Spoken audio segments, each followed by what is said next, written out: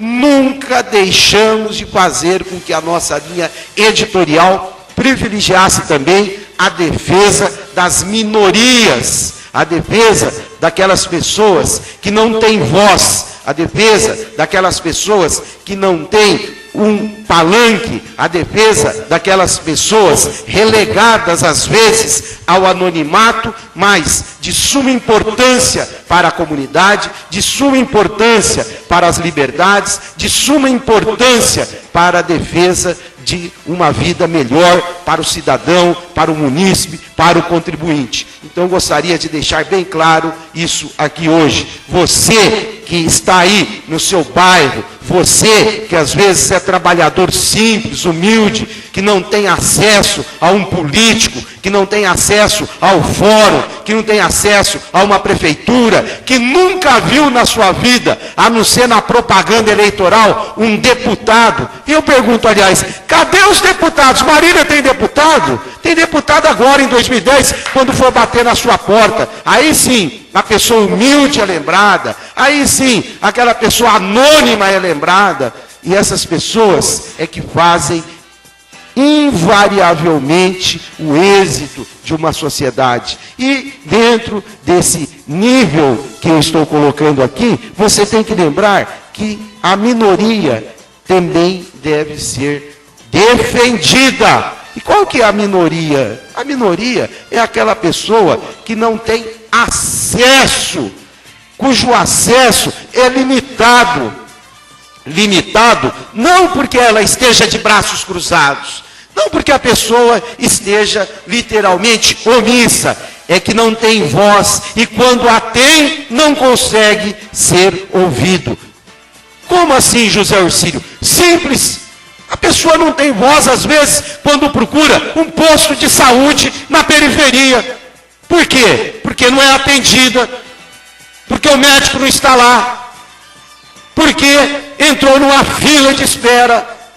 Ah, mas como assim? Só isso, José Orcílio? Não, não é atendido. Por quê? Porque abre a torneira, como os moradores lá do Jardim Planalto, que daqui a pouco vão falar aqui, ficam à mercê da própria sorte. É a única coisa que eles têm religiosamente em suas casas, todos os meses, é o talãozinho com a cobrança da tarifa de água. Porque a água da torneira não chega. Esse é o cidadão da minoria esquecida pelas instituições, invariavelmente. E essa tem sido a nossa luta.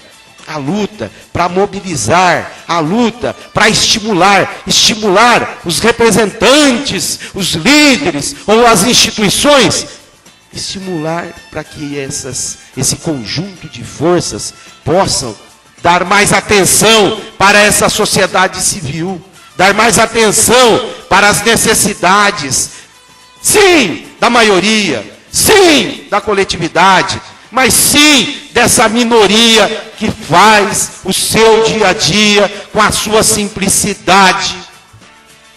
Eu ando pensando, eu ando analisando, como jornalista investigativo, como cidadão dessa cidade, como ativista em busca de liberdades e de direitos. Eu fico pensando que nós sistematicamente evoluímos. Não, enterramos o canalha. Não, agora melhoramos e estamos num período de transição.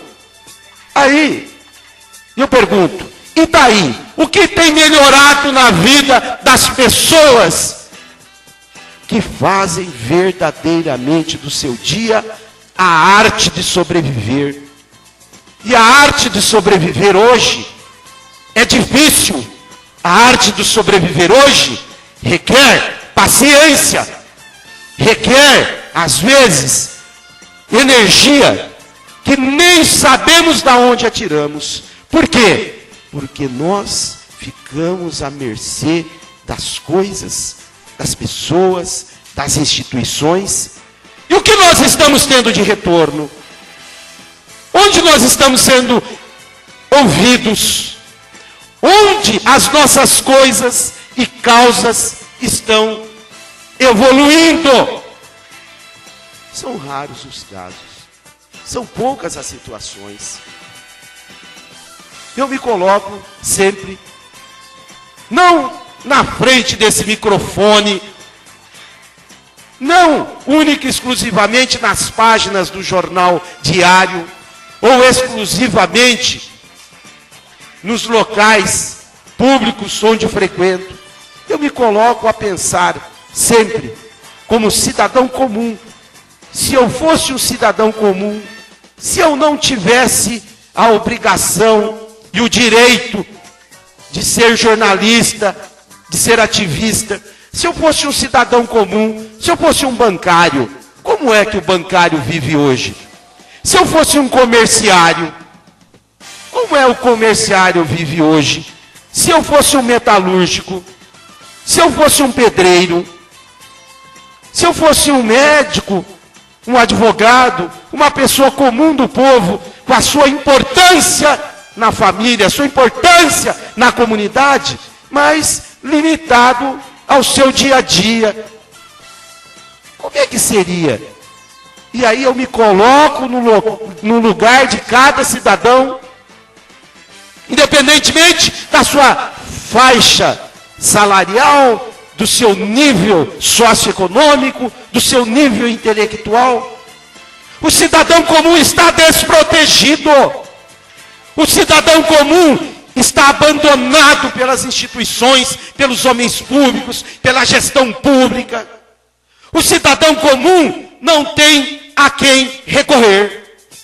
Ele não tem a quem recorrer no seu município, no seu estado, nessa nação brasileira. E digo, sempre é preciso acreditar que nós vamos um dia, definitivamente, não é ter uma sociedade que seja muito melhor do que outras, até porque todas as sociedades são iguais, mas definitivamente nós teremos que ter uma Marília mais igualitária, mais fraterna, uma Marília onde as relações sejam às vezes de divergências, de diferenças, mas que elas estejam no campo democrático, no campo do respeito, no campo da normalidade institucional, no campo das relações humanas. É isso que nós esperamos. Coragem, coragem, José Auxílio defende você. E por falar em administração pública, Marília não conseguiu, nos últimos 20 anos, 30 anos. O prefeito Mário Bugarelli tem falado que gosta de quebrar tabus. Parabéns. Tem um que precisa ser quebrado urgentemente. É esse tabu do transporte coletivo urbano. O transporte coletivo exercido pela empresa circular, que quer aumentar a passagem de ônibus agora para R$ 2,50, 19% de aumento. Não, porque desde 2007 não aumenta. Porque teve 2007 não aumentou, aí teve negócio de eleição, né? Vai aumentar no ano da eleição? De jeito maneira. Aí agora, no começo do ano, aquele sistema auxiliar de fiscalização até chegou a aprovar um aumento para o prefeito assinar. Aí nós, ripa, porque o povo está sem dinheiro. O povo não tem como bancar mais gastos, mais custos. Ah, mas a empresa vai quebrar. Não, a prefeitura que faça uma legislação, faça uma auditoria. Não pode a empresa quebrar também. Mas não pode quebrar o povo. Então essa é uma causa que nós temos que discutir. É uma causa de interesse coletivo. E essa causa de interesse coletivo é de interesse de uma minoria. De uma minoria nada. São dos usuários de ônibus da empresa circular. São os usuários, os trabalhadores, as donas de casa, os estudantes que pagam a passagem. E que o poder público de Marília, nos últimos 20, 30 anos, é incompetente para resolver. E você só resolve na época da eleição. Por quê? Aí vem aqueles planos assim. Eu mesmo sou defensor. Não, tem que ter concorrência, tem que ter auditagem, tem que tomar conta daquela pocilga que é o terminal rodoviário urbano. É uma pocilga. Tem que regulamentar o transporte por vans e peruas. Tem que valorizar o transporte eficiente dos motoboys. Não é nada disso. É só época de eleição. Nós vamos cobrar.